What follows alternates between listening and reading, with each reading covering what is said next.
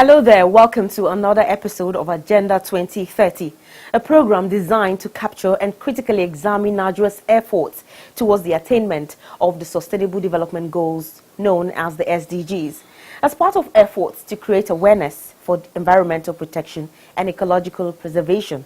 The United Nations declared June 5 every year as World Environmental Day, with the theme Beat Plastic Pollution. The 2018 edition is being hosted in India with participation from over 143 countries and seeks to achieve some of the goals of the SDGs. I am Toyin Kamyang John. And I am Desmond Utorin. And we are glad to have you join us today, and we will be bringing to you a report from Nigeria's celebration of the World Environment Day, which held at the banquet hall of the Presidential Villa in Abuja, with the Vice President, Professor Yemi Oshibanjo, in attendance. But that will be after this break. Stay with us. And in what has now appeared like a precursor to the Environment Day celebration, the Office of the Senior Special Assistant to the President on SDGs joined the global community to mark the World Bicycle Day on the 3rd of June with the Senior Special Assistant to the President on SDGs, Princess Adejoke Orilokwe Adefulure, calling for the reduction in greenhouse gas emission. The event was also to raise awareness on how greater use of bicycles as a means of transportation can facilitate sustainable development. On April 12, 2018, during the 72nd regular session of the United Nations General Assembly in New York City, the United Nations passed a resolution declaring June 3rd every year as International World Bicycle Day. The resolution was adopted by a consensus of 193 member states. The declaration invited all member states and relevant stakeholders to celebrate and promote awareness of the World Bicycle Day, encouraging member states to devote particular attention to the bicycle in cross-cutting development strategies and to include the bicycle in international, regional, national and subnational development policies and programs, celebrating the bicycle as a simple, affordable, reliable, clean and environmentally fit mode of transportation. Organizers of this year's event say the bicycle is not only a symbol of sustainable means of transportation, but can also facilitate access to education, healthcare and sports, which of course also brings many health benefits. Okay.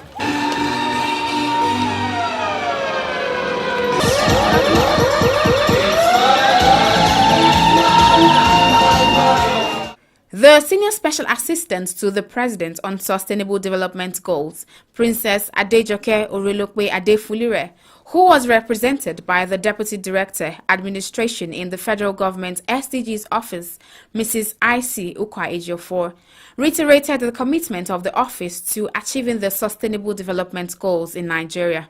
The Chief Executive of DAPA Exclusive Style, Femi Akanji, stated that apart from raising awareness for the goals, cycling as a sport is capable of creating jobs, improving health of individuals, and can contribute to eradication of poverty in the country. The highlight of the event was the raffle draw, which afforded the participants the opportunity to win various cycling kits. We are glad to have you. Like we promised you, we will serve you a full dose of the celebration of the World Environment Day celebration in Nigeria. We will kick off this segment with a special report on the theme of the day and followed by highlights from the event. And for the curtain raiser, let's join the UN Secretary General Antonio Guterres for his remark on the special day. A healthy planet is essential for a prosperous and peaceful future. We all have a role to play in protecting our only home. But it can be difficult to know what to do or where to start, and that is why this World Environment Day has just one request: beat plastic pollution. Our world is swamped by harmful plastic waste. Every year, more than 8 million tons end up in the oceans. Microplastics in the seas now outnumber stars in our galaxy. From remote islands to the Arctic, nowhere is untouched. If present trends continue, by 2050, our oceans will have more plastic than fish. On World Environment Day, the message is simple: reject single-use plastic. Refuse what you can't reuse. Together we can chart a path to a cleaner, greener world.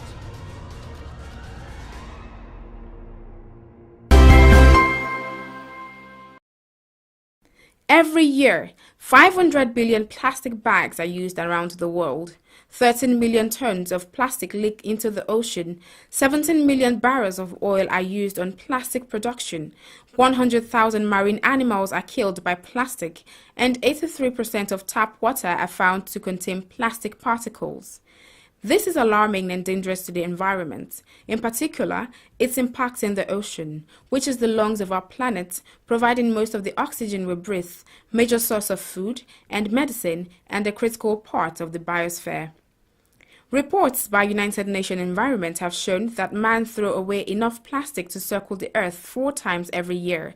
Much of that waste doesn't make it into a landfill, but instead ends up in our oceans, where it's responsible for killing 1 million seabirds and 100,000 marine mammals every year, and it can persist for up to 1,000 years before it fully disintegrates. It is believed that dependability on disposable plastic poses huge threats to the ecosystem and the environment. Recent studies have shown that over 1 million plastic drinking bottles are purchased every minute, with nearly 1/3 of the waste clogging city streets, leaking into water bodies, and thus consumed by humans, thereby affecting health and well-being. In response to this challenge, the United Nations in 1972 declared June 5th every year as World Environment Day in a bid to raise awareness for environmental protection and ecological preservation. The celebration this year focuses on beating plastic pollution. The idea of focusing on plastic pollution stems from the need to improve the society, hence transforming plastic into a resource. As such, develop a unique economy around plastic waste, which degrades the environment. The global event, which seeks to achieve relevant goals of the SDGs, was held in India with participation from over 143 countries.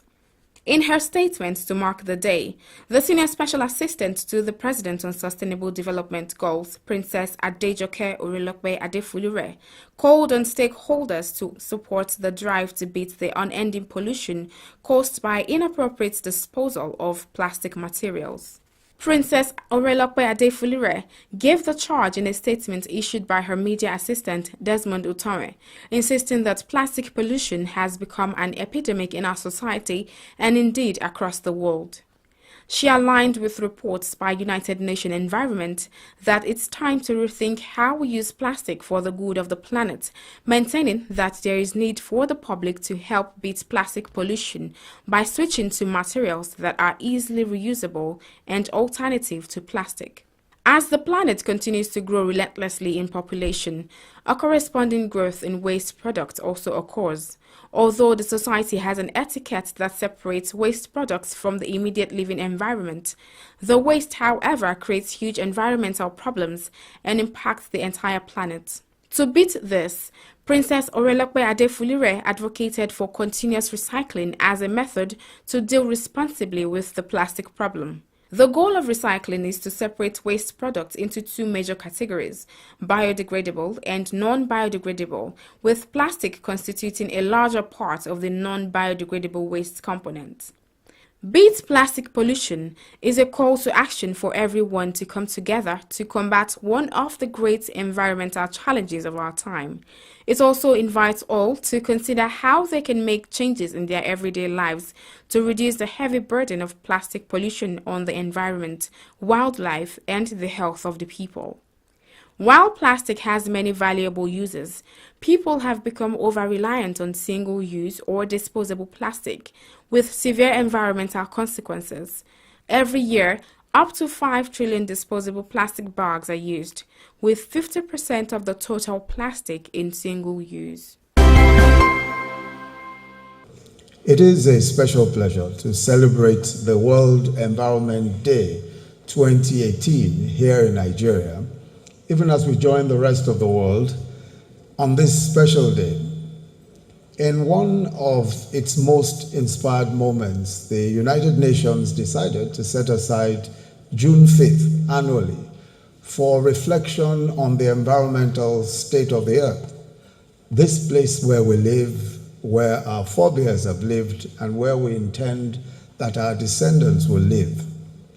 The last few decades have shown that on account of damage to the environment, there are no guarantees that we can hand over a livable place to generations after us.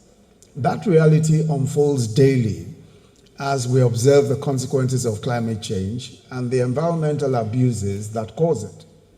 This year, we're invited to reflect on what to do with plastic pollution, an environmental epidemic created daily, relentlessly, by consumption habits that favor the one-off use of plastics, plastic bags, plastic bottles, disposable cups, sweet wrappers, and toys, most of which we're already told will take between 500 to 1,000 years to degrade. Current researches also show that plastics that have not been burnt or recycled could be in excess of 4.5 billion tons. Much of that has ended up in the oceans, becoming almost impossible to retrieve. Worse still, salt and sunlight cause plastics to break into smaller pieces, microplastics, which end up being eaten by fish and other marine creatures. And this may even find their way into our meals. The cost to fisheries, to tourism, and biodiversity is significant. On our part, as the federal government of Nigeria, we've tried to remain ahead of the curve in planning, in policy, and reform. The Ministry of Environment, in collaboration with critical stakeholders, have developed a national strategy for the phasing out of non-biodegradable plastics. The ministry is also developing a national plastic waste recycling program involving the establishment of plastic waste recycling plants across the country in partnership with state governments. A total of 8 plants have already been completed and handed over to the states, while 18 others are at various stages of completion. In addition, the federal government is also collaborating with state governments to establish plastic waste recycling plants under the community-based waste management program in the ministry. 2 plants have been completed in Ilorin, Kwara State, 1 in Lokoja, Kogi State, while work is going on the one in Karo local government area of Nasarawa State. In addition, there are 2 privately run programs. There are Bola Jari, which roughly means waste to wealth, in Gombe State, and the Leda Jari, which roughly means converting nylon bags to wealth in Kano State. These initiatives, of course, are also encouraged and supported by government. But there are, of course, questions about the limited options for cheap packaging of food and drinks, especially where consumers are relatively poor. Micro-marketing methods of fast-moving consumer goods, such as drinking water in sachets, otherwise known as pure water, and the retailing of detergents, sugar, and even milk in sachets have proved to be an effective means of selling these food and beverages in affordable portions to millions of consumers. So sale of items in cellophane bags may be easier to deal with. So Rwanda, Kenya, Bangladesh, amongst others, have banned the use of cellophane bags with considerable success. It's my view that for controlling the proliferation of plastic sachets, we must go back to the major producers of fast-moving goods to put in place recycling programs that could effectively ensure that while we seek environmentally friendly options for packaging, we are keeping the environment as free of plastics as possible. Coca-Cola has committed to collecting and recycling the equivalent of all drink containers it ships every year. And this includes about 110 billion plastic bottles. Consumer goods giants such as Unilever and Procter & Gamble have also begun to use more recycled plastics. We expect that these consumer giants will make and fulfill these same pledges here in Nigeria, and also partner with governments, including the state and local governments, to ensure that we maintain the critical balance between economic growth and a safe and livable environment. Nigeria is in a good place to lead Africa, and indeed the world, in beating plastic pollution. There's no need to reinvent the wheel. There are a good number of effective initiatives already that we're considering as we develop policies. As our environmental expert, Mrs. Olakiton Olagbuyi, said, aside from the responsibilities of government, there are also corporate and individual responsibilities. We can beat the plastics pollution. We can beat plastics pollution. We can beat this epidemic, but we certainly will achieve our objectives much faster if we all work together.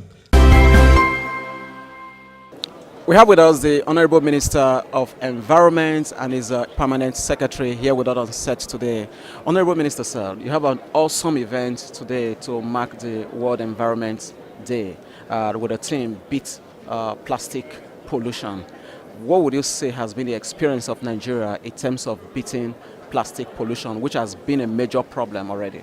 Well, this has been going on as a low-key activity, mostly driven by private sector who are motivated sometimes by profit motive, and then there are some environmentalists also who are passionate about this. But the bottom line is that today, with the coming of the Vice President to be the special guest of honor and to deliver a keynote, it shows you the level we have taken this issue of plastic pollution to in this country. So we are happy, particularly for the Vice President to be with us today. It sends a strong signal to the entire country that the government is committed about environmental issues. You must have to address environmental issues anywhere they are found, because if you don't address environmental issues, at the end of the day, they may become health-related issues. If you live in a dirty environment, it leads to certain diseases, certain infectious diseases, and you must be careful. If you address environmental issues on time, chances are that you are going to save more than if you allow it to degenerate. At the end of the day, the bill medically will be astronomical, and this country cannot afford that luxury. So we are calling on fellow Nigerians to wake up and realize that there are pollutions everywhere, but plastic pollution is a big problem. It does not degrade. Therefore, it can stay for ages in the soil, in the water, and you've heard the statistics during today's event. We must take care of our environment. We must adopt a strategy to address the plastic pollution problem. A lot of people will be talking and agitating about banning plastic. Some other countries have done it fine, but we must find a suitable alternative. Before even finding a suitable alternative, you have to sensitize people. You have to do a lot of advocacy, and I think that's why this your TV program comes in, to help us in sensitizing people to know that there is a problem. People must understand that there is a challenge before they can address it. Once we sensitize people and they get to know the consequences of this plastic pollution, then you begin to put measures in place to regulate the use, and at the end of the day, the ultimate will be to ban. But you cannot ban now when you don't have a suitable replacement. So we must work towards sensitizing people. We must work towards getting a suitable alternative to the use of plastic. And for now, we can be talking about recycling and reuse, so that we have to forget about the single use that is just use and dump. We must orient people towards knowing that they can recycle, they can reuse, and then at the end of the day, as we move on, we can be able to get to a stage where we can say, look, we're done with this, we may no longer need it again. Then we can put the machinery in place to keep it aside. We must have to tell people what it is, why it is the way it is, and how to get rid of it in the long run. Then you have to talk about reuse, and then get even the producers. I've just been told that Coca-Cola has a recycling plant in Mile 2 in Lagos, and I'm going to, by the grace of God, visit that place to see what they're doing, so that we can give them more encouragement to do this. This is part of the extended producer responsibility. They not only take care of what they produce, but they have to see to the end of it, so that if you go to other parts of the world, you see people encouraging people to bring back what they have used. You might buy a drink, and they will ask you to bring 5 bottles, and you get 1 liquid content. And that, because of that little incentive, it makes people to try to gather as much as they can, because at the end of the day, they know they're going to get something for free. So these are part of the strategies that other parts of the world, and which we can use it also in this country. If you encourage them to come, drop 5 and get 1, even if it is drop 2 and get 1, they will bring it. And you will see how people will be competing. Incentivizing. Okay, so in line with that, do you think there's need for establishment of more collecting centers. But this is not something that the Federal Ministry of Environment will want to do it alone. Don't forget, environment sector is in the concurrent lead of the Constitution of the Federal Republic of Nigeria, meaning that state ministries of environment have a responsibility also. It's not like defense or foreign affairs where only the federal government is responsible.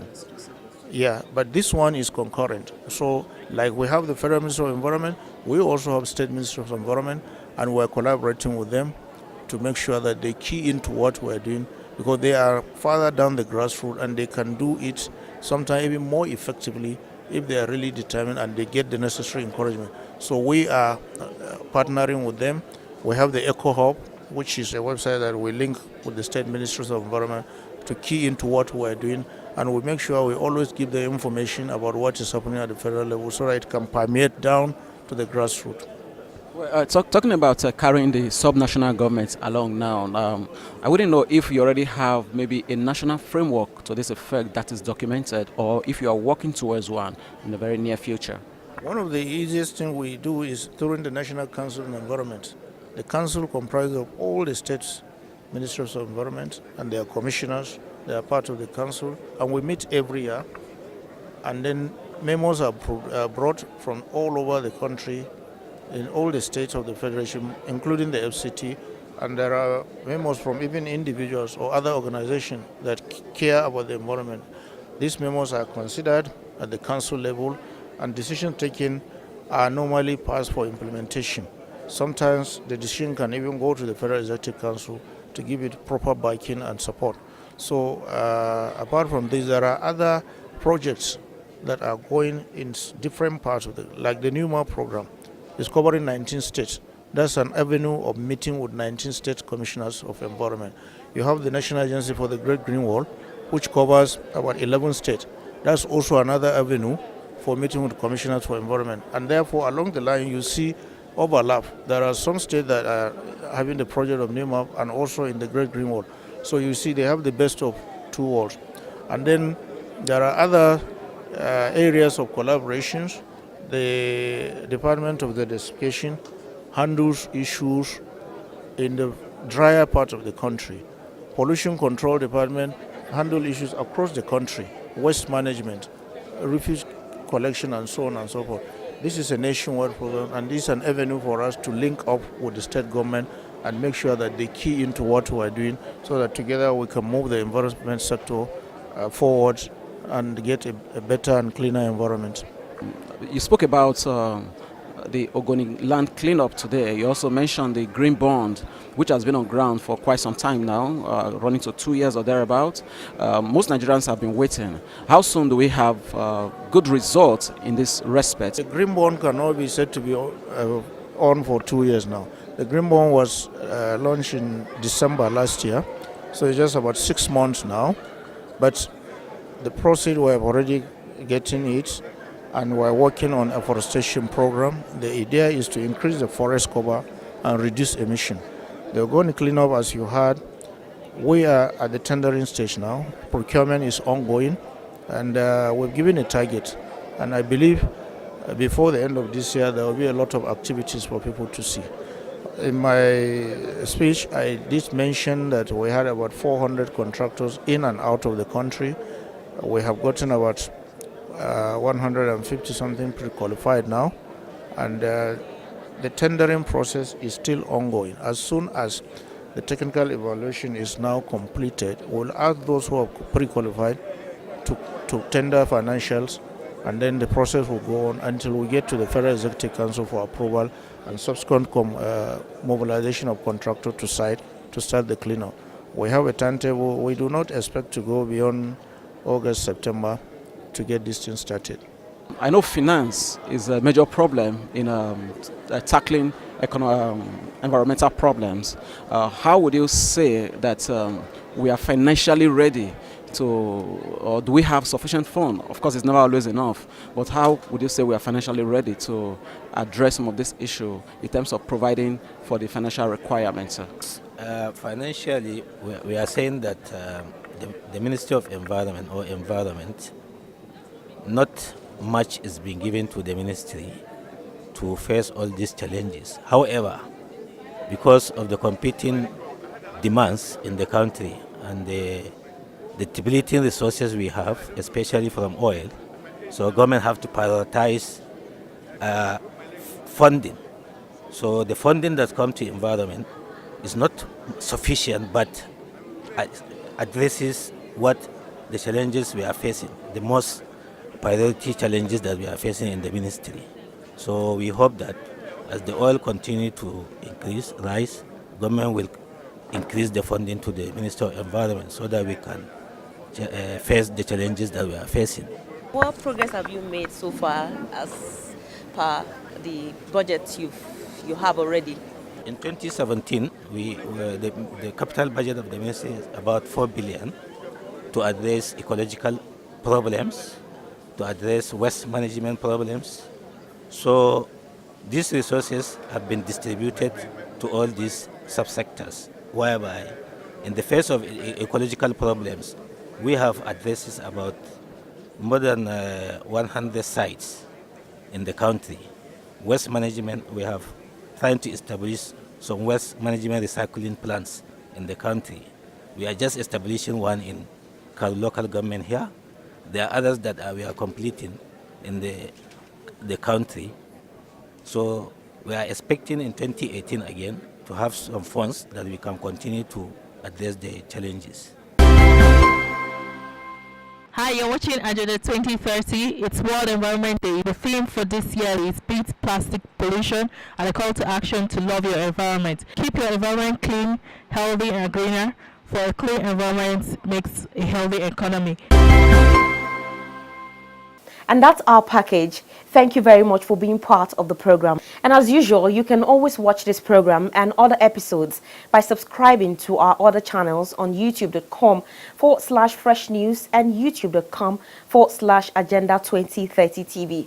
You can also watch this program live on Facebook. Just log on to www.facebook.com/fresh news ng and www.facebook.com/agenda 2030 TV. Do follow us on all our social media platforms at Agenda 2030 TV on Facebook, Twitter, and Instagram. Remember to drop your comments and share with your contacts. Do use the hashtag Agenda 2030 and Agenda 2030 TV. I am Toyin Nkamiang John. And I am Desmond Toven. We'll see you again next week. And until then, Bye.